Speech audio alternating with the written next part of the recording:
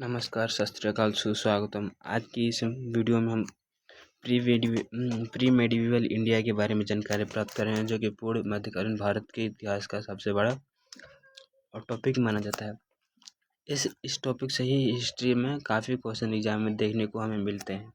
तो चलिए, सबसे पहले पूर्व मध्यकालीन भारत, प्री मेडिवल इंडिया। समय सीमा कब था? तो 7वीं शताब्दी से लेकर 13वीं शताब्दी तक था। इसमें ईश्वर के नाम भी दिए गए हैं। अरबी भाषा में ईश्वर को क्या कहते हैं?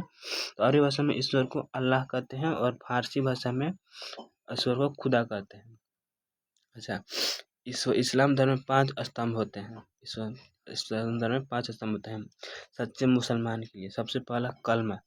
अगर कोई सच्चा मुसलमान है, उसे सबसे पहले कलमा पढ़ना आना चाहिए, तभी वो कहेगा कि हाँ, सच्चा मुसलमान है। दूसरा नमाज। नमाज उसे दिन में 5 बार पढ़ना पड़ेगा, तभी वो कहेगा कि वो भी मुसलमान है। और रोज़ा, रमज़ान के महीनों में उपवास रखना पड़ेगा, तभी वह सच्चा मुसलमान है।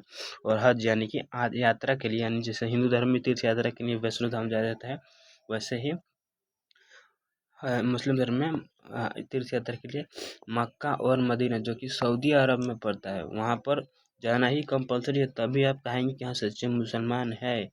अगर कोई नहीं जा पाता वो अलग बात है। ज़कात, अपनी आय का एक निश्चित हिस्सा, जैसे कि 2/5 यानी कि 1/40वां भाग आपको देना होगा। संस्था यानी ये प्रमुख शब्द एवं संस्था को दान करना चाहिए।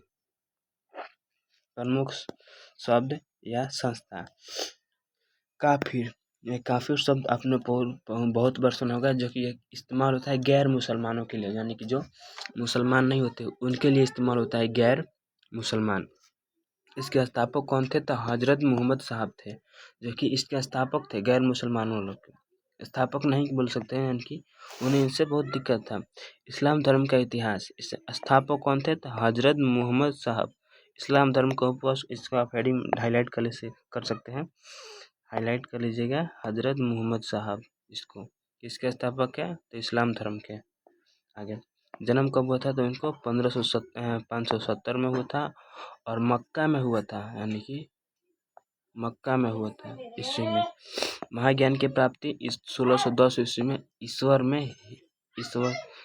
में हीरा नामक गुफा में हुआ था, उनकी ज्ञान की प्राप्ति हुआ था। पवित्र ग्रंथ कुरान था।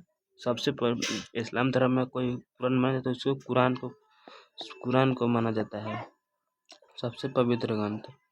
ऐतिहासिक संदर्भ, 7वीं शताब्दी के दौरान यह यहूदी धर्म और ईसाई धर्म के बाद उभरा, यानी कि 7वीं शताब्दी में यहूदी धर्म और ईसाई धर्म के बाद ये इस धर्म को उभरा हुआ।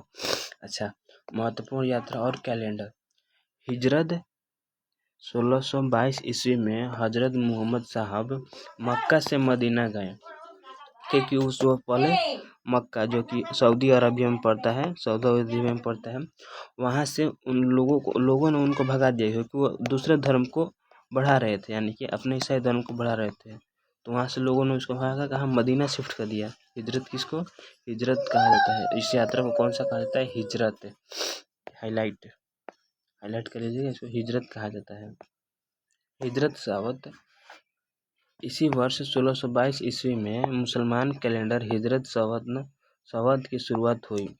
तुलना के लिए अन्य संवत, विक्रम संवत 16वीं ईस्वी में पूर्व BC, राष्ट्रीय संवत।